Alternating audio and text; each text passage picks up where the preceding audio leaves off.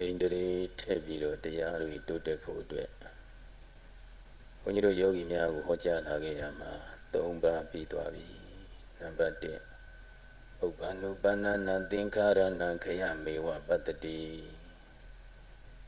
ယုတ်တရားနံတရားတို့ရဲ့အကုန်ဆုံးချုပ်ပြောက်သွားတဲ့သဘောကိုသိအောင်ရှုဒါနံပါတ်1နံပါတ်2တတ္တသသကိသကိရိယာယတံပါတိတိတတ္ထထိုယုံနာဓမ္မသင်္ခါရတရားတို့ဤကုံဆုံးချုပ်ပြောက်သွားတဲ့သဘောကိုသိအောင်ရှုရ၌တေကိစ္စကိရိယာယရိုးရိုးသေးသေးရှုမှပွားများအထုတ်ခြင်းဖြင့်လည်းပဲတမ္ပါတိတိဝိပဿနာဉာဏ်ဤထင်မြက်ခါပြည့်စည်ပြည့်စုံစေနိုင်ပါပြီကုန်၏နံပါတ်2ယုတ်တရားနံတရားတို့ရဲ့ကုံဆုံးချုပ်ပြောက်သွားတဲ့သဘောကိုသိအောင်ရှုရမှာရိုးရိုးသေးသေးရှုမှမှုမလွတ်အောင်ရှုပါအမှတ်တရားတွေထိုင်ရမှာဖြစ်စေရရမှာဖြစ်စေသွားရမှာဖြစ်စေလျောင်းရမှာဖြစ်စေစားရတောက်ရမှာဖြစ်စေအမူအရာတိုင်းအမူအရာတိုင်းကိုအမှတ်တတိမလွတ်အောင်ရှုမှတ်နေခြင်းဟာသက္ကိစ္စအဲဒီလိုရိုးရိုးသေးသေးရှုမှတ်နေခြင်းဖြင့်တရားဝရိယတတိသမာဓိပညာဆိုတဲ့ဣန္ဒြေ၅ပါးတရားတွေညင်ညွတ်ပြီးတော့ဝိပဿနာဉာဏ်နဲ့ထည့်လို့တရားတွေတိုးတက်လာလိမ့်မယ်နောက်နံပါတ်3ကတတ္တသတတိသကိရိယာယတံပါတိတိတတ္ထထိုယုံနာဓမ္မသင်္ခါရတရားတို့ဤကုံဆုံးချုပ်ပြောက်သွားတဲ့သဘောကိုသိအောင်ရှုရ၌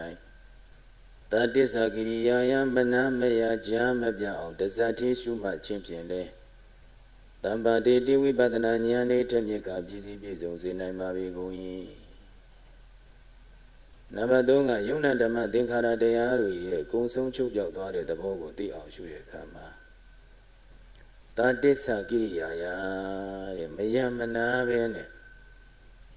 တစ္ဆတ်ထဲနေအောင်ရှုမှတ်ပွားများအားထုတ်ထိုင်မှကယမှတ်တိအောင်ယမှတ်ကသွားမှတ်တိအောင်သွားမှတ်ကထိုင်မှတ်ကလျောင်းတဲ့အမှတ်အဲဒီလိုဣရိယာပုတိုင်းရှေ့အမှတ်နောက်အမှတ်ကိုစပ်ပြီးတော့နေအောင်အဲလိုမပြတ်ရှုမှတ်ပွားများအားထုတ်နေခြင်းဟာဣန္ဒြေ၅ပါးညီညွတ်ပြီးတော့ဝိပဿနာဉာဏ်နဲ့ထက်ပြီးတရားတွေတိုးတက်မယ်နံပါတ်3ယနေ့ယောဂီတို့နာရမယ့်တရားကတတ္ထသတ္တဘာယာကိရိယာယတံပါတိတိတတ္ထတို့ယုံနာဓမ္မသင်္ခါရတရားတို့ဤကုံဆုံးချုပ်ပြောက်သွားတဲ့သဘောကိုသိအောင်ရှုရ၌တပ္ပါယကိရိယာယတင့်လျော်သည်ကိုသာပြုခြင်းဖြင့်လည်းပဲတမ္ပါတိတိဝိပဿနာဉာဏ်ဤထက်မြက်ကပြည့်စည်ပြည့်စုံစေနိုင်ပါပြီကုန်၏နံပါတ်4ဣန္ဒြေထက်မြက်ကြောင်းတရားကတင့်လျော်ရာကိုမှီဝဲပြီးတော့အာထုတ်ပါတဲ့တပ္ပါယေတတ္တသေဝိထဒီလိုဖွင့်ပြတယ်တပ္ပါယေတတ္တသေဝိထတပ္ပါယ9ပါးကိုမှီဝဲရမယ်လို့ဒီလိုဆိုလို့တယ်ဒီတော့တပ္ပါယ9ပါးကဘာဒီလဲဆိုတော့အာဝါတောကောစရောဘတ္တံပုဂ္ဂလောအထဘောဇနံဥရုဣရိယပထောစေဝတပ္ပါယောသေဝိတပကောတဲ့တပ္ပါယောကမ္မထတရားအာထုတ်ခြင်းကတင့်လျော်လျောက်ပတ်သောတပ္ပါယောကမ္မထတရားအာထုတ်ခြင်းကတင့်လျော်လျောက်ပတ်သောအာဝါတောစာနေရာရိတ်တာကြောင်းကို၎င်းမိမိနဲ့တင့်လျော်လျောက်ပတ်တဲ့ကြောင်းနေရာရွေးရလိမ့်မယ်ကိုစရောစာဆွမ်းခံရွာကို၎င်းဘာတစာစကားကို၎င်းပုဂ္ဂလောစာပုဂ္ဂိုလ်ကို၎င်းအထအထုမတပါဘောဇနာစာသုံးွယ်ဘောဇင်ကို၎င်းဥရုစအေအပုစသောယာတိဥတုကို၎င်းဣရိယာပထောစေဝလျောင်းထိုင်ရသောဥစွာသောဣရိယာပုဂ္ဂိုလ်၎င်းသေဝိတပကောမိဝဲအပ်ပါ၏တပ္ပါယောသေဝိတပကောဆိုတဲ့အတိုင်းမိဝဲရမယ်တပ္ပါယ9ပါးရှိတယ်ဘုန်းကြီးတို့တရားအားထုတ်နေတဲ့ပုဂ္ဂိုလ်များမိတို့မိဝဲရမယ်တပ္ပါယ9ပါးအဲဒီ9ပါးကဘာလဲဆိုတော့နံပါတ်1အနေအားဖြင့်အာဝါဒမိမိမိဝဲရမယ်ကြောင်းဟာမိမိနဲ့တင့်လျော်လျောက်ပတ်တဲ့ကြောင်းဖြစ်ရမယ်အဲ့တော့မိမိတို့မိဝဲရမယ်ကြောင်းကဘယ်လိုအင်္ဂါရပ်တွေနဲ့ညီညွတ်ရမှာလဲဆိုတော့ မိမိတို့နေထိုင်ရာနေရာဌာနနဲ့မဝေးလွန်မနီးလွန်တဲ့နေရာဌာနဖြစ်ရမယ်နောက်မိမိဝဲရမယ်အကြောင်းဟာစူးညံပြီးတော့လူတန်သူတန်နေနဲ့စူးစူးညံညံရှိတဲ့အကြောင်းကိုမဝေးမမီဝဲရပါလူသူကင်းရှင်းပြီးတော့အတန်ဒီလည်းပဲစိတ်ငြိမ်နေတဲ့နေရာဖြစ်ရမယ်နောက်မိမိတို့မိဝဲတဲ့အကြောင်းနေရာဟာမှတ်တို့ချင်းတို့ယင်တို့ရဲ့ဘေးရန်အန္တရာယ်ဒါလည်းနေရမယ်တောကြောင့်နေဆိုရင်ဘုန်းကြီးတို့တစ်တို့ကြားတို့ဆင်းတို့စတဲ့တောတရိစ္ဆာန်တွေရဲ့ရန်အန္တရာယ်တွေလည်းပဲကင်းတဲ့နေရာဖြစ်ရမယ်အခုမျိုးရိပ်သားတွေဖြစ်တဲ့ခါကာလကြတော့မှတ်တို့ချင်းတို့ယင်တို့ရဲ့ရန်အန္တရာယ်တွေဒါတွေကင်းဖို့အတွက်အခုချင်းလုံးတန်စကားတွေလေအားလုံးတက်ဆင်ပေးထားတယ်ချင်းတွေလည်းပဲနေနိုင်သမျှနေအောင်ချင်းလုံးတန်စကားနဲ့မလုံလောက်တဲ့အခါကျတော့အခုတယောက်တိုင်းချင်းအောင်လေးတွေနဲ့ရင်လည်းမဝင်နိုင်ချင်းလည်းမဝင်နိုင်မှက်လည်းမဝင်နိုင်အဲလိုမဲ့ချင်းရင်တို့ရဲ့ရန်အန္တရာယ်လေးနေရမယ်အတန်ကလည်းပဲတိတ်ဆိတ်တဲ့နေရာဌာနဖြစ်ရမယ်လူတွေသူတွေနဲ့တခါနဲ့စီကားပြီးတော့အော်တောင်းနေဖြစ်နေတဲ့နေရာမျိုးလည်းမဖြစ်တဲ့တရားထုတ်တဲ့နေရာလူသူကင်းပြီးတော့အတန်လည်းစိတ်ငြိမ်ရမယ်နောက်မိမိအလိုရှိတဲ့အဝတ်အထည်စားပွဲတောက်ပွဲစေဝါပစ္စည်းရလွယ်တဲ့နေရာလည်းဖြစ်ရမယ်တကယ်လို့မိမိကျမ်းမာရေးအတွက်စေဝါပစ္စည်းလိုအပ်ရင်စေဝါပစ္စည်းရလွယ်တဲ့နေရာမျိုးဟာလည်းရည်ကြည်တယ်နောက်ပစ္စည်းတွေစေဝါပစ္စည်းကစားပြီးတော့ရလွယ်တဲ့နေရာရနိုင်တဲ့နေရာမိမိအဝတ်အထည်စားပွဲတောက်ပွဲအားလုံးရနိုင်တဲ့နေရာရလွယ်တဲ့နေရာဖြစ်ရအထူးအားဖြင့်မိမိတို့ကိုနိမန်လမ်းမှန်နဲ့သွန်သင်ညွန်ပြအဆုံးမပေးနိုင်တဲ့ဆရာသမားကောင်းလို့ဆိုတဲ့မိတ်ကောင်းရှိရမယ်တဲ့မိတ်ဆွေကောင်းရှိရမယ်ဒီမိဝဲရမယ့်တပ္ပယခုနှစ်ပါးတွေကဟောဒီကြောင်းဆိုတဲ့မိဝဲရမယ့်အထက်မှာကြောင်းအင်္ဂါရအထက်မှာအရေးကြီးဆုံးချက်ဟာဘာလဲဆိုရင်နိမလမ်းမှနဲ့သွန်သင်ညွန်ပြအဆုံးမပေးနိုင်တဲ့ဆရာသမားကောင်းမိမိကတရားနာခြင်းနဲ့တရားဟောပေးတဲ့ဆရာသမားတရားအထုတ်ခြင်းနဲ့တရားနိလန်းနေသင်ပြပေးတဲ့ဆရာသမားအဲ့ဒီတရားနိလန်းသင်ပြပေးပြန်တော့လည်းပဲမြတ်စွာဘုရားဟောထားတဲ့တရားဒေသနာတော်အတိုင်းနိလန်းမှန်ကန်စွာညွှန်ပြပေးနိုင်တဲ့ဆရာသမားကောင်းအထူးအဖြင့်ဘုန်းကြီးတို့ယောဂီများကိုတရားတွေတိုးတက်နိုင်ဖို့အတွက်ယောဂီပုဂ္ဂိုလ်ရဲ့တကယ်တဘာဝလက္ခဏာလေးတွေထင်မြင်ပြီးတော့ယုံနာဖြစ်ပျက်တွေကိုမြင်အောင်ပြနိုင်တဲ့ဆရာကောင်းတမန်ကောင်းရှိရမယ်။အဲလိုဆရာသမားကောင်းကိုမှီဝဲရမယ်။အဲလိုမှီဝဲစရာဖြစ်တဲ့အင်္ဂါ၅ပါးအဲဒီအင်္ဂါ၅ပါးနဲ့ပြည့်စုံတဲ့အကြောင်းကိုမှီဝဲပါ။ကျောင်းဟာမိမိတို့နေထိုင်ရာဖြစ်တဲ့နေရာနဲ့လည်းမဝေးလာဘူးနေလည်းမနေဘူး။နောက်ပြီးတော့အတန်လည်းတိတ်ဆိတ်မှုရှိတယ်။ပစ္စည်းဥစ္စာလည်းရလွယ်တယ်မှတ်ချင်ရလည်းနဲတယ်ကောင်းတယ်။သို့တော့မိမိကတရားအားထုတ်ခြင်းတယ်တရားနိလန်းမပေးနိုင်တဲ့ဆရာသမားမရှိဘူးဆိုရင်အဲ့ဒီနေရာဟာအဲ့ဒီကျောင်းဟာမိဝဲတဲ့လားမမိဝဲတဲ့ဘူးလားမမိဝဲတဲ့ဘူးမိမိကတကယ်နိဗ္ဗာန်ရောက်ကြောင်းဖြစ်တဲ့ကျင့်နိလန်းကောင်းကြီးအားထုတ်ခြင်းတဲ့ပုဂ္ဂိုလ်ဖြစ်တော့အဲ့ဒီတရားနိလန်းတွေကိုတကယ်ကိုမြတ်စွာဘုရားဟောတဲ့အတိုင်းသွန်သင်ညွှန်ပြဆုံးမပေးနိုင်ရမယ်နောက်ပြီးတော့တရားတွေကိုလည်းပဲသူ့ရဲ့သဘာဝအားလျော်စွာထင်မြင်လာအောင်ညွှန်ပြပေးနိုင်တဲ့ဆရာသမားကောင်းဖြစ်ရမယ်ယုံနာရဲ့အဖြစ်အပျက်သဘောတွေကိုထင်မြင်လာအောင်ညွှန်ပြပေးနိုင်တဲ့ဆရာကောင်းသမားကောင်းဖြစ်ရမယ်အဲ့လိုပုဂ္ဂိုလ်မျိုးမှာတကယ်ကိုမိတ်ဆွေကောင်းနဲ့အဲ့လိုမိတ်ဆွေကောင်းကိုမိဝဲရမယ်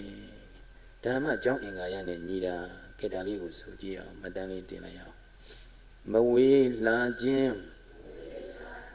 လူသူရှင်း၍ကင်းစိတ်အတန်မဲ့ချင်းရန်နဲ့ပစ္စည်းလဲလွယ်မိတ်ကောင်းရဲ့ငါသွေးကြောင်းအင်္ဂါမဝေးလာခြင်းလူသူရှင်း၍ကင်းစိတ်အတန်မဲ့ချင်းရန်နဲ့ပစ္စည်းလဲလွယ်မိတ်ကောင်းရဲ့ငါသွေးကြောင်းအင်္ဂါမဝေးလာခြင်းလူသူရှင်း၍ကင်းစိတ်အတန်မဲ့ချင်းရန်နဲ့ပစ္စည်းလဲလွယ် မိတ်ကောင်းရဲ့ငါသွဲကြောင်းအင်္ဂါဆိုကြည့်ပါ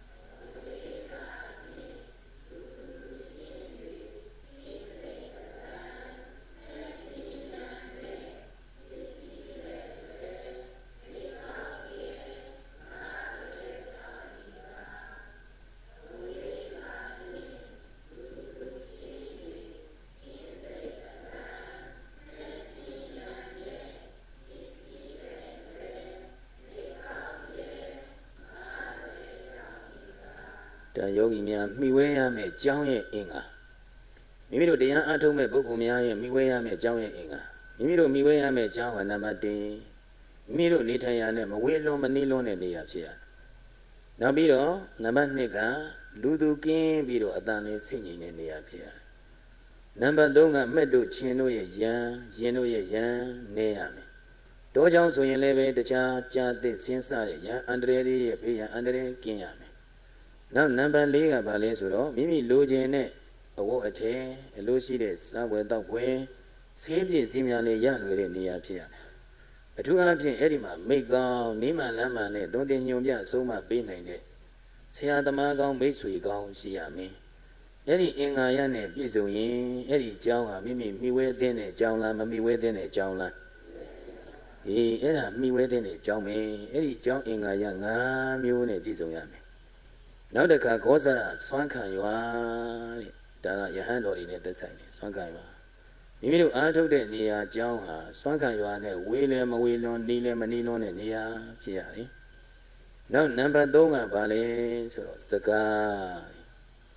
တရားအားထုတ်တဲ့ပုဂ္ဂိုလ်များမှီဝဲရမယ်စကားရှိတယ်ရှောင်ကျဉ်ရမယ်စကားရှိတယ်အဲ့တော့မိမိတို့မိဝဲရမယ်စကားတွေကဘာတွေလဲဆိုတော့အလိုနဲခြင်းနဲ့စက်တဲ့စကားမလွဲတာမရှောင်တာစကားပြောကြတယ်ဆိုရင်အလိုနဲခြင်းနဲ့စက်တဲ့စကားကိုပြောရတယ်အလိုများတဲ့စကားတွေကိုရှောင်ရတယ်တကယ်လို့ဘာမှရောင်ရဲတင်းနေနိုင်မှုမရှိဘူးအလိုကြီးနေတဲ့ပုဂ္ဂိုလ်မျိုးဟာဒီဆင်းရဲခတ်သိမ်းငြိမ်းတဲ့နိဗ္ဗာန်နဲ့မသိတော့ဘူးမထိုက်တန်ဘူးအလိုနေခြင်းနဲ့စတဲ့စကားအလိုနေတဲ့ပုဂ္ဂိုလ်များသာလေဆင်းရဲခတ်သိမ်းငြိမ်းတဲ့နိဗ္ဗာန်နဲ့ထိုက်တန်နေဒီလိုပေါ့အဲ့ဒီစကားမျိုး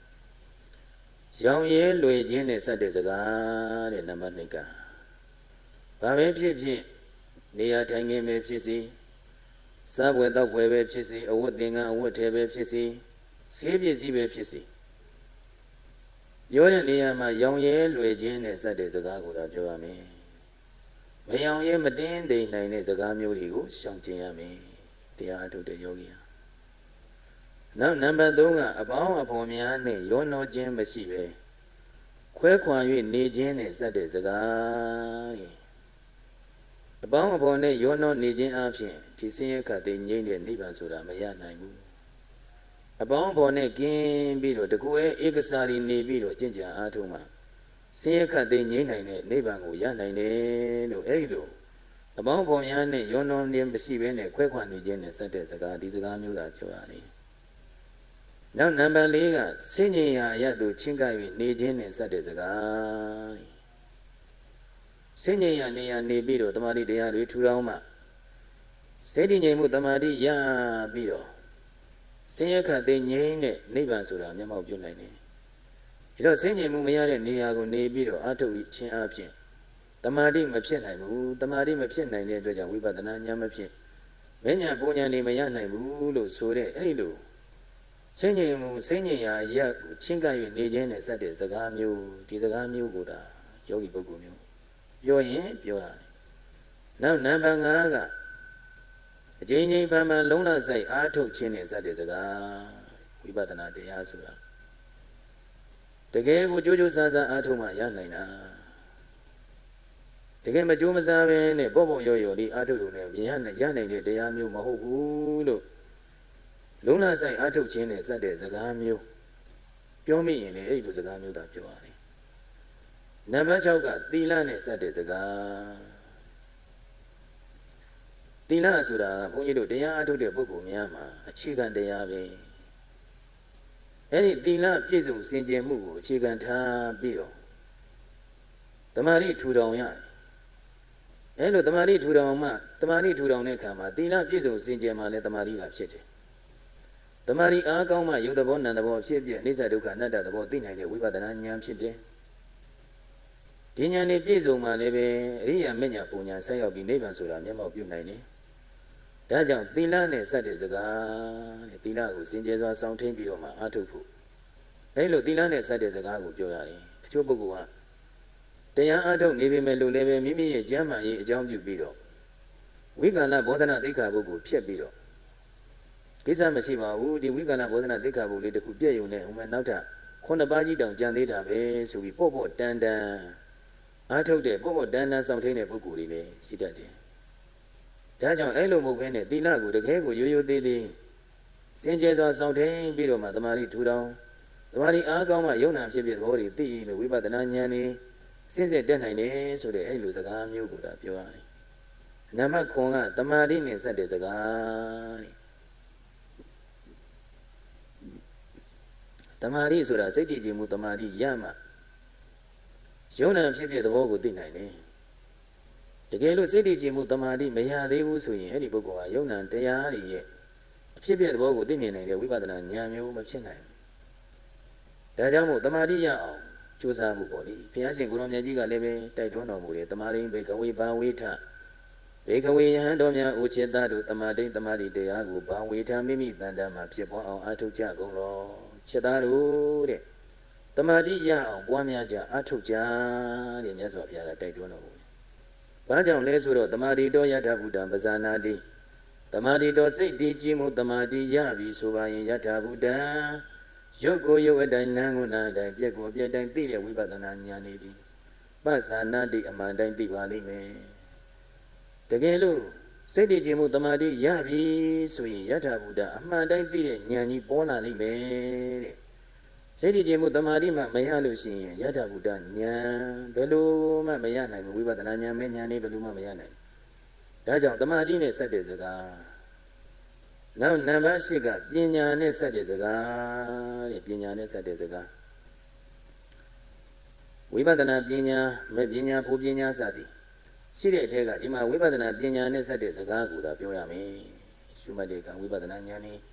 ယုံနာသဘာဝလေးတွေဘယ်လိုမြင်နေယုံနာရဲ့အဖြစ်ပြသဘောလေးတွေကိုဘယ်လိုတွေ့တယ်ဘယ်လိုသိရစဉ္ညာရှောင်းမှရင်ကတွေ့တာထိုင်ပြီးရှုမှတ်ရင်ကတွေ့တယ်ရပ်ပြီးရှုမှတ်ရင်ကဘယ်လိုမြင်နေဘယ်လိုသိရဘယ်လိုတွေ့ရစသည်ဖြင့်ဒီဝိပဿနာပညာနဲ့စတဲ့စကားဒီစကားကိုသာပြောရတယ်ဒီဝိပဿနာပညာမှမဖြစ်ရင်မဲ့ပညာဘုပညာဆိုတာမရနိုင်ဒါကြောင့်မဲ့ပညာဘုပညာနိဗ္ဗာန်ချမ်းသာရခြင်းနဲ့ဆိုရင်ဝိပဿနာပညာဖြစ်အောင်ကြိုးစားရမယ်ဆိုတဲ့အဲ့ဒီဝိပဿနာပညာနဲ့စတဲ့စကားဒီစကားကိုသာပြောရတယ်နံပါတ်9ကဝိမု ക്തി ဟုခေါ်သောဖို့နိဗ္ဗာန်နဲ့စတဲ့စကားတဲ့ဝိမု ക്തി လို့ဆိုတဲ့ဒီမှာမေတ္တရားဖို့တရားနိဗ္ဗာန်တရားမဲ့ဆိုတာလေးကတခဏတရင်္ဂါလေးဖြစ်သွားပြီးနောက်တာဖြစ်တိုင်းဖြစ်တိုင်းဟာဖို့ရည်ကြီးပဲဖြစ်နေတယ်အဲ့ဒီကိုချမ်းသာနဲ့နိဗ္ဗာန်ချမ်းသာနဲ့စတဲ့စကားဒီစကားကိုသာပြောရတယ်တရားနဲ့ပြောရင်စကားပြောရင်နံပါတ်10ကဝိမု ക്തി ဉာဏဒသနာဟုဆိုတော့ပြစ္ဆဝကနာဉာဏ်နဲ့စတဲ့စကားတဲ့ပြစ္ဆဝကနာဉာဏ်ဆိုတာအောက်တဲ့ဓမ္မတဖို့လောက်ရပြီဆိုရင်ဘုန်းကြီးတို့ယောဂီများသောတာပတ္တိမဉ္ဇဉ်ပူညာဆက်ရောက်ပြီးမြဲတိရစ္ဆာန်ပြိတ္တာအတူတကယ်ဆိုတဲ့အပယ်၄ပါးကြီးကျင်းနိုင်တယ်လေအဲ့တော့ပြစ္ဆဝကနာဉာဏ်ဆိုတာမိမိဖြစ်ခဲ့တာလေးတွေကိုပြန်ပြီးတော့ဆင်ញင်နှလုံးသွင်းပြီးတော့အဲ့လိုဆင်ញင်မှုနဲ့ဆက်တဲ့စကားမျိုးကိုသာပြောရတယ်အဲ့ဒီ10ပါးဒါယောဂီပုဂ္ဂိုလ်များပြောရမယ့်စကား10ပါးရှိတယ်အဲ့ဒီ10မျိုးသာပြောရတယ်တခြားတရားအနောက်ရှေ့ဖြစ်စေမယ့်စကားမျိုးတွေတရားအားထုတ်နေတဲ့ယောဂီများပြောရမလားရှောင်ရမလားဗျာရှောင်ရမယ်ကဲဒါလေးအဲ့ဒီမှတ်တမ်းလေးတင်ထားလိုက်လိုနီးရောင်ရဲဟောကွဲစိတ်ငြိမ်ချိန်ချိန်လုံးလာသီလသမာပညာဝိမု ဝိမု ക്തി ဉာဏ်ဤစေတံပြောရန်စကားဒီ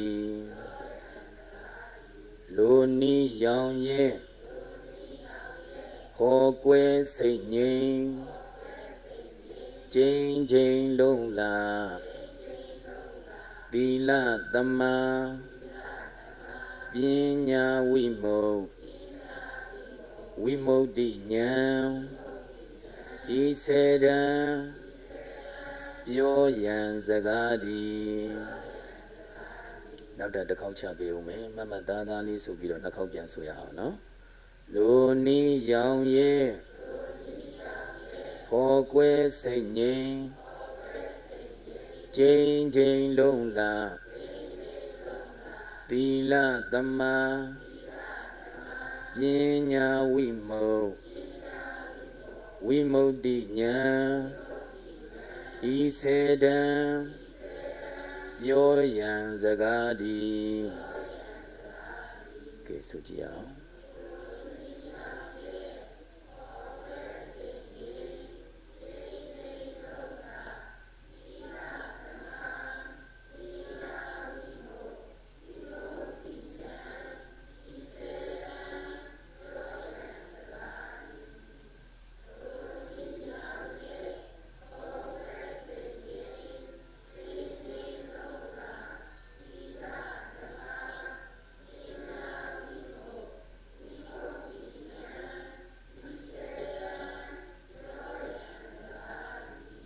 ဒါယောဂီပုဂ္ဂိုလ်များမိဝဲရမယ်စကားစောစောကမိဝဲရမယ်ကြောင်းမိဝဲရမယ်စွမ်းခါရွာမိဝဲရမယ်စကားမိဝဲတဲ့နာကိုမိဝဲပြီးအားထုတ်မှတရားမြန်မြန်ရတယ်လေမမိဝဲတဲ့နာကိုသွားပြီးတော့မိဝဲမိရင်ဆင်းရဲဒုက္ခတွေမရောက်နိုင်ပြီဘူးလားဗျာရောက်နိုင်တယ်ဒါကြောင့်မိဝဲတဲ့နာကိုမိဝဲပြီးတော့မှအားထုတ်ရတာနောက်တစ်ခါနံပါတ်၄ကဘာလဲဆိုတော့ပုဂ္ဂလောစအတုနိပုဂ္ဂိုလ်တဲ့မိမိဝဲရမယ်ပုဂ္ဂိုလ်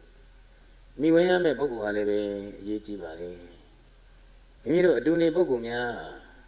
တရားကိုတကယ်လူလူလန်းလန်းနဲ့ရိုးရိုးသေးသေးရှုမှတ်မှုတတိမလွတ်အောင်ကြိုးစားနေတဲ့ပုဂ္ဂိုလ်မျိုးမိဝဲရတယ်တကယ်စကားမပြောတုံဒီဘောနဲ့မိမိရှုမှတ်ရမယ်အမှတ်တရားကိုစက္ကန့်တိုင်းမိနစ်တိုင်းနာရီတိုင်းအမှုရာတိုင်းကိုစိတ်ဥစိတ်ဆကစားပြီးတော့တတိမလွတ်အောင်ကြိုးစားပြီးတော့နေတဲ့ပုဂ္ဂိုလ်ကိုမိဝဲပါဘောတန်တန်စကားလေးပြောလိုက်ရှိတာလေးထုတ်စားလိုက်အေးအေးဆေးဆေးနေလိုက်အိတ်လိုက်စားလိုက်ထိုင်ပြီးတော့တရားထိုင်ခြင်းကြထိုင်လိုက်တရားဖြုတ်ခြင်းကြအိတ်လိုက်စကားပြောလိုက်နေအဲ့လိုဘောတန်တန်အားထုတ်တဲ့ပုဂ္ဂိုလ်မျိုးကိုမမိဝဲနဲ့တကယ်ရိုးရိုးသေးသေးနဲ့ကြိုးကြိုးစားစားအားထုတ်တဲ့ပုဂ္ဂိုလ်ကိုမိဝဲပါအဲ့လိုရိုးရိုးသေးသေးနဲ့ကြိုးကြိုးစားစားအားထုတ်တဲ့ပုဂ္ဂိုလ်မိဝဲတော့သူကြိုးစားသလိုမိမိလည်းကြိုးစားဖြစ်လာတယ်သူပြောလို့တကယ်လို့မိမိကိုပြောလာရင်လည်းပြောတဲ့စကားမိမိကိုအတိပေးတဲ့စကားတတိပေးတဲ့စကားဆုံးမတဲ့စကားအဲဒီလိုစကားမျိုးကိုသာမိမိကိုညွှန်ကြားပြီးတော့အတိပေးဆုံးမတဲ့အတွက်ကြောင့်အဲ့ဒီတိုင်းလိုက်နာပြီးတော့မိမိကိုယ်တိုင်ကကျင့်သုံးမယ်ပွားများမယ်အားထုတ်မယ်ဆိုရင်အဲ့ဒီပုဂ္ဂိုလ်မျိုးရတဲ့တရားအသိဉာဏ်ဓုတွေရောမိမိမှာနှိမ့်ရမှာလားမြန်မြန်ရမှာလားဗျာမြန်မြန်ကြီးရနိုင်တယ်ဒါကြောင့်အတူနေပုဂ္ဂိုလ်ဟာလည်းပဲတရားအားထုတ်တဲ့နေရာမှာရေးကြည့်သလားမကြည့်ဘူးလားဗျာစိတ်တူသဘောတူဖြစ်ဖို့ရည်ကြီးတယ်ဒီလိုမဟုတ်ဘဲနဲ့အတူနေပုဂ္ဂိုလ်ကစိတ်တူသဘောတူမဟုတ်ဘူးမိမိကတရားကိုကြိုးကြိုးစားစားရိုးရိုးသေးသေးရှုဟိုပုဂ္ဂိုလ်ကပေါ့တန်တန်နေအဆောင်ရောက်ပြီဆိုရင်တခါလေဂုံတိုင်းဖွင့်ရှိသမျှအဝတ်တွေထုတ်လှမ်းလိုက်ပြန်သိမ်းလိုက်ပြန်ယုတ်လိုက်တကားပေါက်ကဝင်လိုက်ထွက်လိုက်နောက်တခါသူ့ရှိတဲ့တခါလေကြွကြွအထုတ်တဲ့ဝါနှိုက်လိုက်ဓာနှိုက်လိုက်အထုတ်ဖြီးလိုက်ပွင့်လိုက်ပိတ်လိုက်တယ်ကဲအဲ့ဒီပုဂ္ဂိုလ်နဲ့အတူနေရရင်တရားတမာတိထူထောင်နေတဲ့ပုဂ္ဂိုလ်နားမှာမငြီးပေဘူးလားဗျာအဲ့လောက်ဆူညံနေတဲ့အဲ့လောက်မျက်စိနောက်အောင်လှုပ်လှုပ်နေတဲ့ပုဂ္ဂိုလ်မျိုးနဲ့နေရရင်တမာတိနေရမှာလားမြန်မြန်ရမှာလား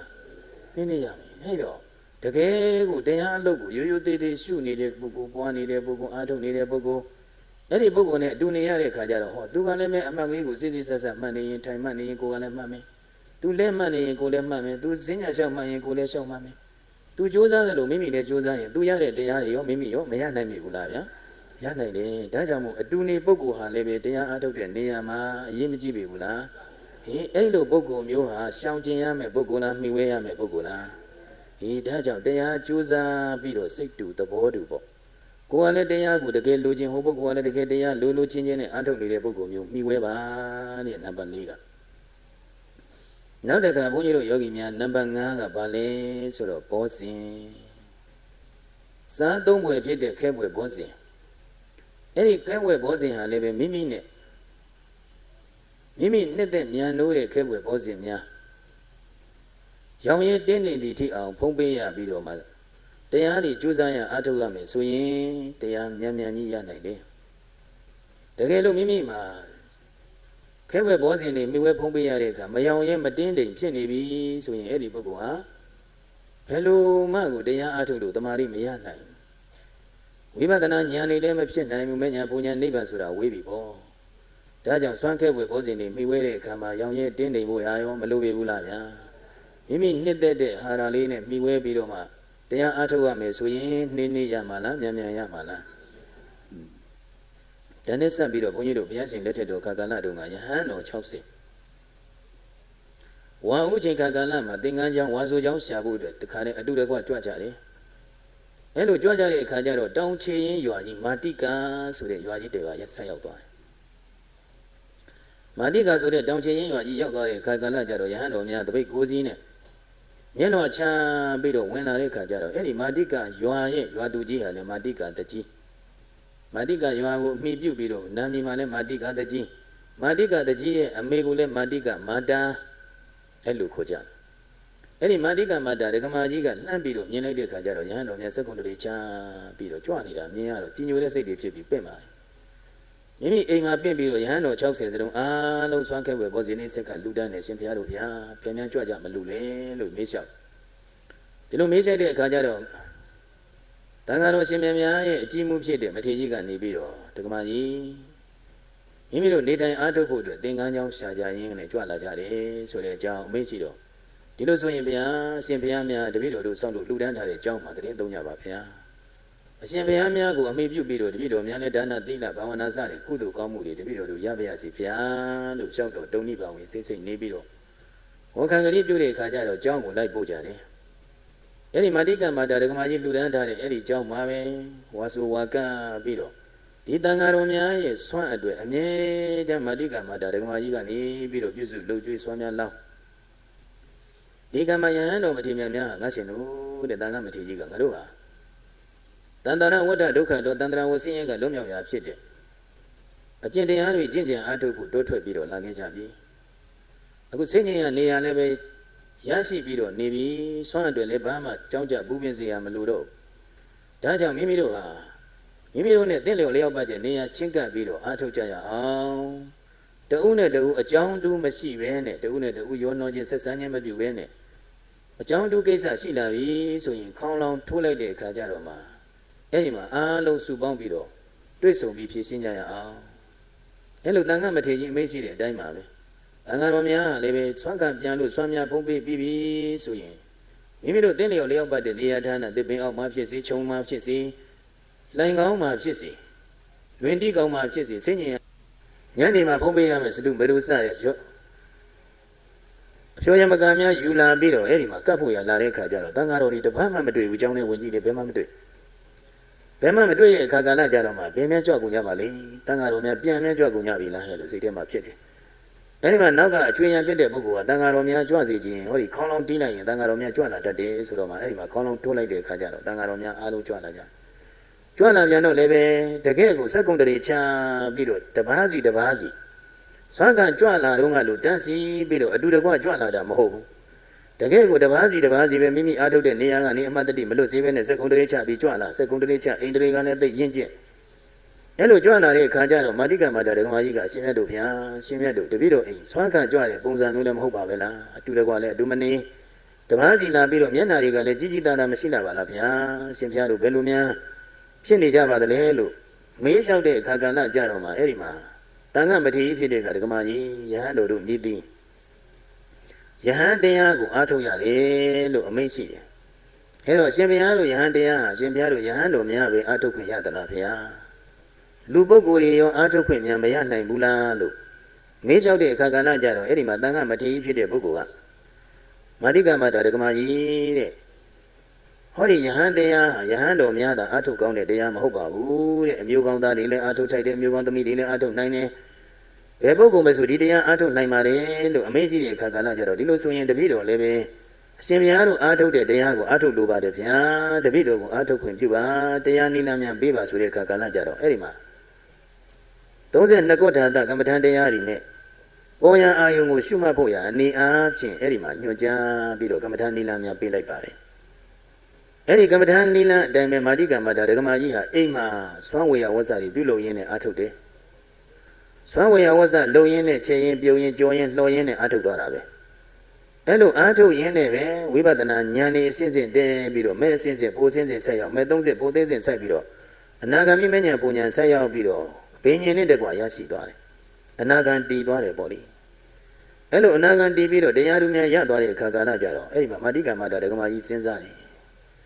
ငါအခုအားထုတ်ရတဲ့အခါမှာငါမှတရားသိညာလူတွေရပြီငါကိုးကွယ်စိတ်ကပ်နေတဲ့မထေများများဘယ်ချိန်ဘယ်ခါလောက်ကများတရားလူတွေရနေကြပြီလေလို့အဲ့လိုဆင်ញင်ပြီးတော့ကြည့်လိုက်တဲ့အခါကျတော့ဟောကိုးကွယ်စိတ်ကပ်နေတဲ့ယဟန်တော်များဝိပဿနာဉာဏ်တောင်မှကောင်းကောင်းမဖြစ်သေးဘူးမဉ္ဇဉ်ပူဉ္ဇဉ်နေရဖို့နေနေသာသာဝိပဿနာဉာဏ်တောင်မှမဖြစ်တာကိုတွေ့ရအဲ့လိုဝိပဿနာဉာဏ်တောင်မဖြစ်တာတွေ့ရတဲ့အခါကျဘယ်လိုအကြောင်းကြောင့်များတရားမရကြတာလေဘယ်လိုအန္တရာယ်တွေများတွေ့နေလို့ပါလိမ့်မလဲလို့ကြည့်လိုက်တဲ့အခါကလည်းအမျိုးစုံကြောင်းနေရာများမပြည့်စုံလို့လားသင်္ကန်းများမပြည့်စုံလို့လေလားဘာကြောင့်မှလည်းကြည့်တယ်နောက်ဆွမ်းခဲဝင်များမပြည့်စုံလို့လေလားလို့ကြည့်လိုက်တော့မှဩဘောဇနတပ္ပါယမမြတ်တာပဲဖြစ်နေကြပါလားဘောဇနတပ္ပါယမမြတ်တာတဲ့အတွက်ကြောင့်မို့အခုငါကိုယ်ဝယ်စိတ်ကနေရဟန်းတော်များမတရားဖို့တရားပြင်ဝေးစွဝိပဿနာဉာဏ်လေးတောင်မှမဖြစ်ပဲဖြစ်နေပါလားဒီတော့ဖြင့်ယဟန်တော်များတင့်လျော်တဲ့အာဟာရကိုငါဒီကနေ့ကစပြီးတော့လှူဒန်းမယ်အချိုးကိုနှစ်သက်တဲ့ယဟန်တော်များကိုအချိုးအချင်းနှစ်သက်တဲ့ပုဂ္ဂိုလ်ကိုအချင်းအစိတ်နှစ်သက်တဲ့ပုဂ္ဂိုလ်အစိတ်အခါနှစ်သက်တဲ့ပုဂ္ဂိုလ်အခါအငန်းအဆက်စသည်ဖြင့်မိမိတို့နှစ်သက်ရာလေးတွေကိုလူလေးသေးမရှိအောင်မာတိကမတာဒကမာကြီးကအားလုံးနေ့စဉ်ဆောင်ရွက်ပြီးတော့ပြုစုလှူဒန်းပြီးတော့အဲ့ဒီမှာတရားအထုတ်ကြတဲ့ယဟန်တော်60မှာအဲ့ဒီဝါတွင်းမှာတရင်ဝါလမကျွတ်ခင်မှာပဲမိမိအလိုရှိတဲ့ဘောဇဉ်ကိုဖုံးပေးရတဲ့အခါကျတော့မြတ်မြတ်တတာဘောဓနာတပ္ပယမြတ်တသွားတဲ့အခါကဏ္ဍကြတော့ဝိပဿနာတရားတွေအားထုတ်တဲ့အခါကဏ္ဍမှာမကြာမီသောအချိန်မှာပဲဝိပဿနာဉာဏ်တူတွေစဉ်စဉ်တက်မဲစဉ်စဉ်ဖိုးစဉ်စဉ်ဆက်ရောက်ပြီးတော့ကိလေသာအာသောကုန်ခံပြီးယဟန္တာမထေမြတ်တွေဖြစ်ကြတယ်။ဒါဘာကြောင့်လဲဆိုတော့ဘောဇနာတပ္ပယမြတ်တလို့လားမမြတ်တလို့လားဗျာ။ဟေးဒါကြောင့်မို့မိမိတို့မှီဝဲရမယ်ဘောဇဉ်ကိုမှီဝဲပြီးတော့ဖုံးပေးပြီးတော့မှတရားအားထုတ်လို့ရှိရင်လည်းပဲတရားတွေမြန်မြန်မရနိုင်ပြီဘူးလားဗျာ။မြန်မြန်ရနိုင်တယ်။ဒါနံပါတ်5မှီဝဲရမယ်ဘောဇဉ်နောက်တစ်ခါနံပါတ်6ယာတိဥဒုတဲ့ယာတိဥဒုကလည်းပဲဘုန်းကြီးတို့ယောဂီများလိုအပ်တယ်ယာတိဥဒုများဟာပူတဲ့အိုက်တဲ့ယာတိဥဒုရှိတယ်အေးတဲ့ယာတိဥဒုရှိတယ်ဆိုးဆွတ်တဲ့ယာတိဥဒုမရှိပြီဘူးလားဗျာအဲ့ဒီယာတိဥဒုမှာလည်းပဲတချို့ပုဂ္ဂိုလ်များကအေးတဲ့ယာတိဥဒုနဲ့မတင်တော်ဘူးမတည့်ဘူးတချို့ပုဂ္ဂိုလ်များကအပူနဲ့မတည့်ဘူးတချို့ပုဂ္ဂိုလ်များကအဆိုးဆွတ်နဲ့မတည့်ဘူးအဲ့တော့မိမိနဲ့တင်းလျော်လျောက်ပတ်တဲ့ယာတိဥဒုကိုယူပြီးတော့များအားထုတ်ရမယ်ဆိုရင်အဲ့ဒီပုဂ္ဂိုလ်ဟာတရားမြန်မြန်ရနိုင်တယ်တကယ်လို့မိမိကအေးကြောက်တဲ့ပုဂ္ဂိုလ်ဟာအင်မတန်အေးမြတ်လာတယ်အေးချမ်းလာတယ်ရှမ်းပြည်နယ်လိုနေရာဌာနမျိုးမိုးကုတ်လိုနေရာဌာနမျိုးမင်းမြို့လိုနေရာဌာနမျိုးတောင်ကြီးလိုနေရာဌာနမျိုးတွေသွားပြီးတော့အားထုတ်မယ်ဆိုရင်အဲ့ဒီပုဂ္ဂိုလ်တွေတရားမရနိုင်ဘူး။ဘာကြောင့်လဲဆိုတော့ तू ကအေးနဲ့မတည့်ဘူးမသိတော့ဟောအပူနဲ့မသိတော့တဲ့ပုဂ္ဂိုလ်မျိုးကြတော့ဘုန်းကြီးတို့အညာဒေသမျိုးတွေမှာသွားပြီးတော့အားထုတ်မယ်ဆိုရင်အဲ့ဒီမှာမိုးဆိုတာအင်မတန်မှဝေးတယ်အင်မတန်ပူပြင်းတဲ့ရာသီဥတုနဲ့ခံစားရတော့ချွေးတပြက်ပြက်ကြာပြီးတော့တရားအားထုတ်လို့မရပြန်ဘူးဒါကြောင့်တရားအားထုတ်မဲ့ပုဂ္ဂိုလ်များဟာလည်းပဲမိမိတို့နဲ့တင့်လျော်လျောက်ပတ်တဲ့ရာသီဥတုကိုမှီဝဲပြီးတော့အားထုတ်လို့ရှိရင်တရားမြန်မြန်မရနိုင်ပြီဘူးလားဒါရာသီဥတုဘုန်းကြီးတို့ယောဂီများဒါလည်းပဲကိုအားထုတ်တော့မယ်ဆိုရင်ငါမိုးရင်းချိန်ကာလနဲ့တင့်လျော်သလားနွေရာသီနဲ့မိမိတင့်လျော်သလားဆောင်းရာသီနဲ့တင့်လျော်သလားဘယ်ရာသီဟာမိမိအတွက်အားထုတ်ရင်အကောင်းဆုံးလေကိုယ့်ရဲ့ကျမ်းမာရေးနဲ့တင့်လျော်တဲ့ရာသီဥတုကိုမှီဝဲပြီးတော့အားထုတ်ရင်တရားမြန်မြန်ရနိုင်တယ်နောက်တစ်ခါကျတော့ဣရိယာပထောစေဝါတဲ့သွားခြင်းရခြင်းထိုင်ခြင်းလျှောင်းခြင်းဆိုတဲ့ဣရိယာပု၄ပါးအဲ့ဒီဣရိယာပု၄ပါးမှာလည်းပဲမိမိကဘယ်ဣရိယာပုနဲ့ပို့ပြီးတော့တရားအားထုတ်တဲ့အခါမှာတမာတိဖြစ်နိုင်တယ်လေဒါကိုကြည့်ရတယ်ထိုင်ပြီးရှုမှတ်မှတမာတိဖြစ်နိုင်တယ်ဆိုရင်ထိုင်ဣရိယာပုနဲ့များများကြီးမကြိုးစားရပြီဘူးလားဗျာအေးရပ်ပြီးရှုမှတ်တဲ့ပုဂ္ဂိုလ်ကရပ်ရှုမှတ်မှရပ်ပြီးတော့ရှုမှတ်တဲ့ဣရိယာပုနဲ့မှတမာတိများများဖြစ်တယ်များများဖြစ်တယ်ဆိုရင်လည်းပဲအဲ့ဒီပုဂ္ဂိုလ်ဟာရတဲ့ဣရိယာပုနဲ့များများကြီးမရှုမှတ်ရပြီဘူးလားတချို့ပုဂ္ဂိုလ်ကြတော့ဈဉ္ညာဣရိယာပုနဲ့မှတမာတိဖြစ်တာတွေမရှိပြီဘူးလားဈဉ္ညာရှောင်ပြီးရှုမှတ်ရင်တမာတိဖြစ်တဲ့ပုဂ္ဂိုလ်တွေရှိတယ်ဒါကြောင့်အဲ့လိုပုဂ္ဂိုလ်မျိုးကြတော့လေဈဉ္ညာဣရိယာပုနဲ့ရှုမှတ်ပြီးတော့တမာတိတွေမထူထောင်ရပြီဘူးလားဗျာထူထောင်ရတယ်အဲ့လိုတမာတိထူထောင်ပြီးတော့မှကြိုးစားလိုက်ရင်အဲ့ဒီပုဂ္ဂိုလ်တရားနည်းနည်းရမှာလားမြန်မြန်ရမှာလားဗျာသို့တော့ရောက်စပုဂ္ဂိုလ်များမှာတော့လျှောင်းခြင်းဣရိယာပုနဲ့မမှတ်နဲ့ရောက်စဘာကြောင့်လဲဆိုတော့ရောက်စပုဂ္ဂိုလ်ကဘာမှတမာတိမဖြစ်သေးဘူးရောက်စမှာလှည့်ပြီးတော့ရှုမှတ်မယ်ဆိုရင်အိပ်ပျော်သွားတာတိဏမိတာဝင်သွားတယ်ဒါကြောင့်ရောက်စပုဂ္ဂိုလ်များမှာတော့လျှောင်းခြင်းဣရိယာပုနဲ့ဘယ်လို့မှမှတ်လို့မသိနေပါသေးဘူး တမာရီတွေအားကောင်းတဲ့တန်စွာရနေတဲ့ပုဂ္ဂိုလ်ကြတော့ဒါလေးကြိုးလေးဆန့်ပြီးလျှောက်မှတ်ပြန်တော့လည်းပဲချိန်ပေါင်းများစွာနာရီပေါင်းများစွာရှုမှတ်နိုင်တဲ့ပုဂ္ဂိုလ်တွေမရှိပြီဘူးလားဗျာရှိတယ်ဒါကြောင့်မို့ဒီဣရိယာပုတ်၄ပါးထဲမှာမိမိဟာဘယ်ဣရိယာပုတ်နဲ့ရှုမှတ်ရတာတမာရီထူထောင်ရတာလွယ်တယ်တမာရီမြန်မြန်ဖြစ်လွယ်တယ်တမာရီဖြစ်မှလည်းပဲယုံနာဖြစ်ဖြစ်သိနိုင်တဲ့ဝိပဿနာဉာဏ်ကဖြစ်မှာဘူးဒါကြောင့်တမာရီရပြီဆိုရင်ယုံနာဖြစ်ဖြစ်ကိုသိနိုင်တဲ့ဝိပဿနာဉာဏ်ဒီမြန်မြန်ကြီးဖြစ်လာလိမ့်မယ်ဒီဉာဏ်လေးရင့်ကျက်ပြည့်စုံပြီဆိုရင်ကတော့မဉ္ဇဉ်ပူညာဆက်ရောက်ပြီးတော့နိဗ္ဗာန်ထိအောင်မျက်မှောက်မပြုတ်နိုင်ပြီဘူးလားဗျာဒါကြောင့်ဘုန်းကြီးတို့ယောဂီများတရားရှုမှတ်တော့မယ်ဆိုရင်မိမိအနှစ်သက်ဆုံးမိမိနဲ့အသင့်လျော်ဆုံးဣရိယာပုနဲ့ရွေးချယ်ပြီးတော့အာမထုတ်သင့်ပြီဘူးလားအဲ့လိုအာထုတ်သွားမယ်ဆိုရင်တရားနှင်းနေရမှာလားမြန်မြန်ရမှာလားမြန်မြန်ကြီးရမယ်ဒါကြောင့်ဒီဣရိယာပု9ပါးယောဂီပုဂ္ဂိုလ်တို့အတွက်မိကွဲရမယ်တပ္ပယ9ပါးတဲ့နံပါတ်1ကကြောင်းနံပါတ်2ကဆွမ်းခံရွာနံပါတ်3ကစကားနံပါတ်4ကပုဂ္ဂိုလ်နံပါတ်5ကဘောဇဉ်နံပါတ်6ကယာတိဥဒုနံပါတ်9ကဣရိယာပုအဲ့တော့မိမိတို့နဲ့သင်လျော်လျောက်ပတ်တဲ့အဲ့ဒီတပ္ပယ9မျိုးကိုမိဝဲပြီးတော့မိမိတို့ကြိုးစားသွားမယ်အားထုတ်သွားမယ်ဆိုရင်တရားဝရိယတတိတမာတိပညာဆိုတဲ့ဣန္ဒြေ5ပါးတရားတွေမညင်ညွတ်ပေဘူးလားအဲ့ဒီဣန္ဒြေ5ပါးတရားတွေညင်ညွတ်လာတာနဲ့အမျှဝိပဿနာဉာဏ်တွေကထက်လာမလားတုံးသွားမလားဉာဏ်တွေထက်လာလိမ့်မယ်ဒီဉာဏ်တွေထက်မြက်လာပြီဆိုရင်မိမိအားထုတ်နေတဲ့တရားတွေကဆိုးရုံမှလားတိုးတက်မှလားတရားတွေတိုးတက်ပြီးတော့ဟောဘုန်းကြီးတို့ယောဂီများမဉ္ဇဉ်ပူညာဆက်ရောက်နိဗ္ဗာန်ထိအောင်မျက်မှောက်ပြုသွားနိုင်တယ်ဒါကြောင့်တပ္ပယဘယ်နှပါးလဲမိဝဲရမှာ9ပါးအဲ့လိုသင်လျော်တယ်လို့မိဝဲပြီးတော့အားထုတ်သွားရင်ဣန္ဒြေ5ပါးတွေဘာဖြစ်သွားမလဲညီညွတ်ပြီးတော့တရားတွေတိုးတက်လာလိမ့်မယ်ကဲဒါလေးဆိုလိုက်ကြောင်းအေးရာများ9ပါးတွင်အလုံးဒါစုပေါင်းပြီးတော့ဟိုတစ်ခုစီဆိုရင်ဆောင်ဖို့ရေးရမှာရှေ့ကြီးဖြစ်သွားမှာဆိုလို့ကြောင်းအေးရာများ9ပါးတွင်သင်လျော်ရှင်တွဲမိဝဲပါလျင်ဣန္ဒြေ5ချက်တိုးတက်ဆုံးလင်ကျင့်ကြံသုံးလန်းဆုံးနိဗ္ဗာန်ဝင်ကြောင်းအိယာများ9ပါးတွင်သင်လျော်ရှင်တွဲမိဝဲပါလျင်ဣန္ဒြေ5ချက်တိုးတက်ဆုံးလင်ကျင့်ကြံသုံးလန်းဆုံးနိဗ္ဗာန်ဝင်ဆိုကြည့်ပါ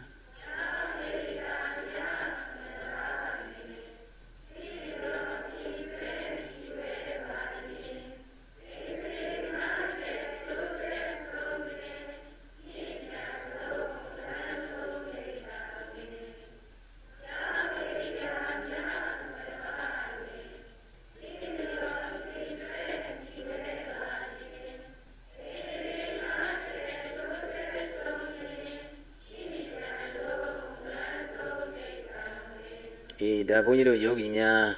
မိဝဲရမယ်ဒီတပ္ပယ9ပါးကိုမိဝဲပြီးတော့သင်လျော်သူမိဝဲပြီးတော့အထုတ်သွားရမှာကျောင်းဆိုရင်လည်းဘုန်းကြီးစောစောကပြောခဲ့ပြီကျောင်းရဲ့အင်္ဂါ5ပါးအဲ့ဒီအင်္ဂါ5ပါးနဲ့ပြည့်စုံတဲ့ကျောင်းကိုမိမိတို့မိဝဲအခုဆွမ်းခံရအနေအချင်းတော့ယဟန်တော်များနဲ့သက်ဆိုင်တယ်ယောဂီပုဂ္ဂိုလ်များနဲ့မသက်ဆိုင်စကားဆိုတဲ့နေရာမှာလည်းပဲစကား10မျိုးအချင်းချင်းပြောရရင်တရားနဲ့စတဲ့စကားမှလွဲပြီးတော့တခြားရွာရေးရာရေးတောရေးတောင်ရေးစသည်ဖြင့်နိုင်ငံရေးစသည်ဒီလိုစကားမျိုးတွေကိုရှောင်ပြီးတော့မှကြိုးစားသွားအထုတ်သွားရမယ်။နောက်ပြီးတော့ပုဂ္ဂိုလ်ဆိုရင်လည်းအတူနေပုဂ္ဂိုလ်မျိုးဟာမိမိနဲ့စိတ်တူသဘောတူတကယ်ကိုတရားလိုလိုလားလားကြိုးစားပြီးတော့အထုတ်နေတဲ့ပုဂ္ဂိုလ်မျိုးကိုမိဝဲရမယ်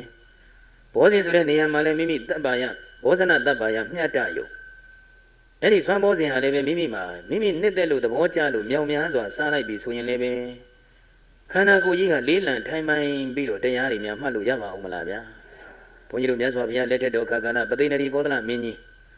ပသိဏတိကောသလမင်းကြီးဟာဆံ၄ပြည်ကျက်လို့ဆိုပါတယ်ဆံ၄ပြည်ကျက်နဲ့ညီမျှတဲ့အသားဟင်းနဲ့သုံးဆောင်တယ်ပွဲတော်တည်တယ်လို့ဆိုပါတယ်အဲ့လောက်စာအများကြီးစားပါတယ်ဒီနေ့တော့ခါကဏကြတော့သူဟာမြတ်စွာဘုရားရှင်ကိုရောမြတ်ကြီးတရိယာပြီးတော့အနားမယူခင်မှာသူကမြတ်စွာဘုရားနဲ့တက်တူရွယ်သူဖြစ်တယ် အမျိုးအပြင်လည်းပဲတူတယ်ဆိုတော့မြတ်စွာဘုရားပုံမှာအင်မတန်မှကြီးညိုတယ်ချစ်ခင်တယ်လေးစားတယ်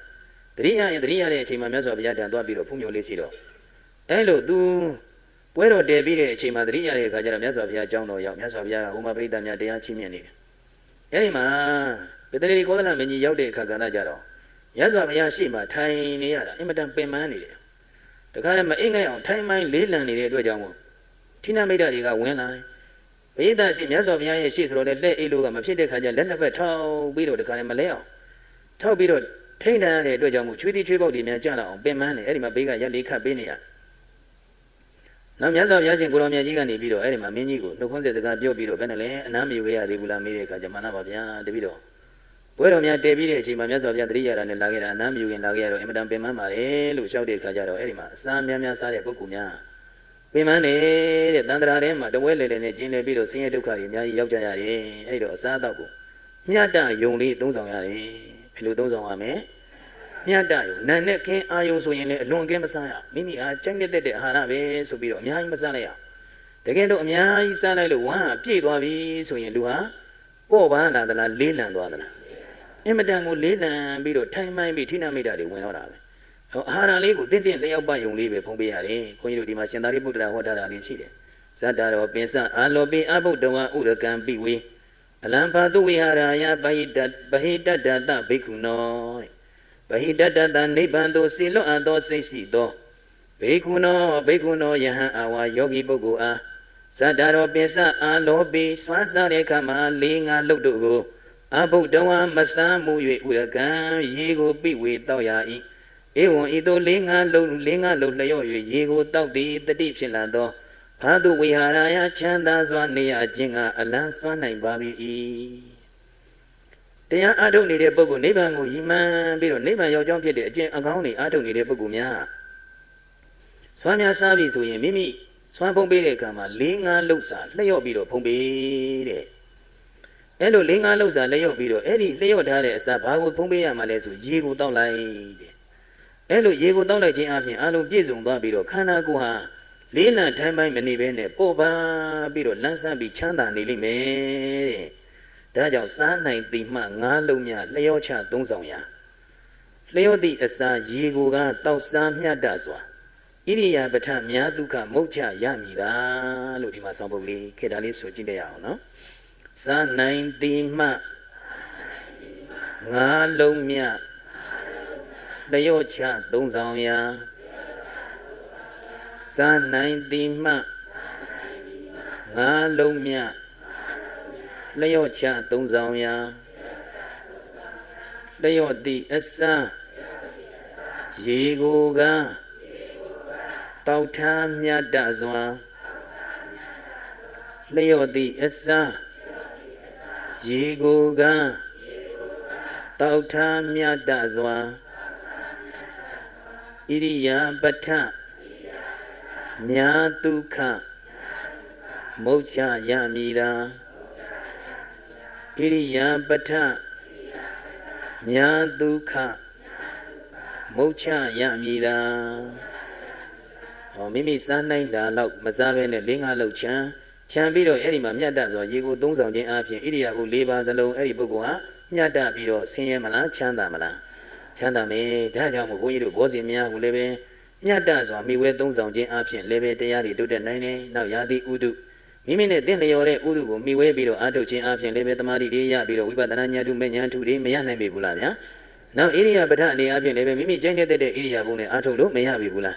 ထိုင်ရင်ဖြစ်စေရရင်ဖြစ်စေသွားရင်ဖြစ်စေလျောင်းရင်ဖြစ်စေရှုမှတ်လို့မရပြီဘူးလားဘယ်ဣရိယာပုနဲ့ပဲဖြစ်ဖြစ်မိမိအကျင့်တဲ့ဆုံးဣရိယာပုနဲ့ကြိုးစားအားထုတ်သွားရင်တမာတိနှင်းရမှာလားမြန်မြန်ရမှာလားအဲ့လိုတမာတိတွေရပြီဆိုတဲ့အခါကျတော့ဒီတမာတိအားကောင်းစွာရလာတာနဲ့မြတ်ယုံနာဖြစ်သိနိုင်တဲ့ဝိပဿနာဉာဏ်တွေကရောမရပြီဘူးလားဗျာဒီဉာဏ်တွေချင်းပြည့်စုံပြီဆိုရင်မဉ္ဇဉ်ပူဉ္ဇဉ်ဆက်ရောက်ပြီးနိဗ္ဗာန်တည်အောင်မျက်မှောက်မပြုတ်နိုင်ပြီဘူးလားကဲဒီတော့ဘုန်းကြီးတို့ယောဂီများဒီမိဝဲရမယ်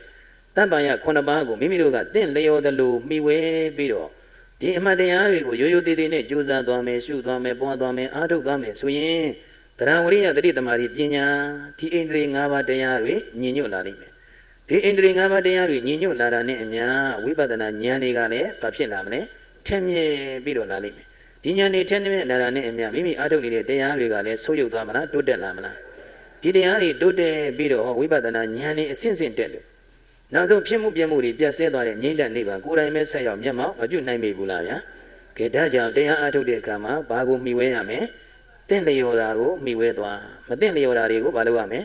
ရှောင်ကျင်ယောဂီနဲ့ဒါနဲ့မတင့်လျော်ဘူးဆိုရှောင်ပါဟုတ်တယ်မလားဒီနေရာတော့ဖြင့်ငါယောဂီဖြစ်နေတယ်ငါဒီတရားတွေအားထုတ်နေတာဒီနေရာမျိုးသွားလို့မတင့်တော်ဘူးဒီနေရာမျိုးနေလို့မတင့်တော်ဘူးဒီပြုမှုပြုလို့မတင့်တော်ဘူးဒီနေထိုင်လို့မတင့်တော်ဘူးဒီစားမှုစားလို့မတင့်တော်ဘူးဆိုရင်အဲ့ဒါဘာလုပ်ရမလဲရှောင်ပြီးတော့တင့်တော်တာကိုမှီဝဲပြီးတော့အားထုတ်သွားရင်အဲ့ဒီပုဂ္ဂိုလ်တရားမြန်ကြီးဘာဖြစ်မလဲရနိုင်တယ်ကဲဒါလေးဆိုပြီးဒီနေ့တရားသိညာစုတင့်လျော်လှစွာခုနှစ်ဖြာကောင်းစွာမိရမည်တင့်လျော်လှစွာခုနှစ်ဖြာကောင်းစွာမိရမည်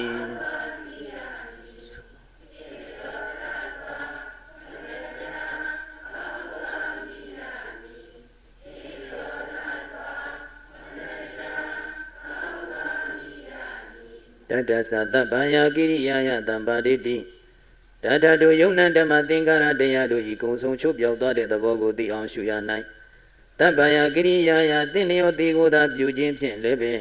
တံပါတိတိဝိပဿနာဉာဏ်ဤထင်မြက်ခပြည့်စည်ပြည့်စုံစေနိုင်ပါပေကုန်၏ဣတိဤသို့အဝေါစကောင်းစွာမသွေဟောကြားတော်မူခဲ့ပါ၏တည်း